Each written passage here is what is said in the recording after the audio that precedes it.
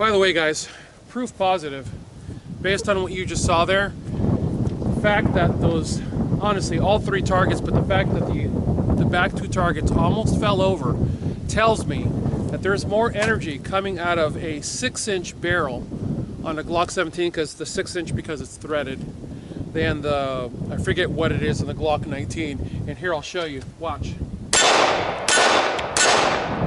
Notice how they're not doing that tip back, even if I hit the top one fast. See how it's not doing that I'm gonna fall over thing? So, difference between a very compact handgun and a not so compact handgun is, honestly guys, it's massive, because all morning long I've been picking away at these things and I've not been able to get them to fall over, and yet just a few minutes ago I nailed these with 5 shots with this thing and they just fell right over. Which leads me to the point of this video. Controlled shots, controlled pairs, controlled groups are a big thing in the training environment, to get set up in a position where I refer to it as the ballistic roller coaster.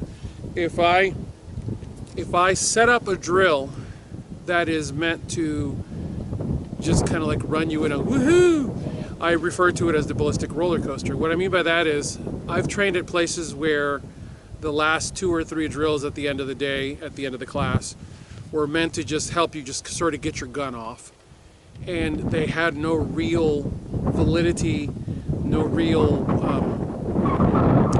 anything to them. And it was just meant to just kind of help you feel like you just had a good time. Guys, I get that. There's nothing wrong with that. Look, I mean, if you want to just blow off some steam, bro, let me know. We'll blow off some steam. We'll just plink and have fun. It's your time, it's your dime.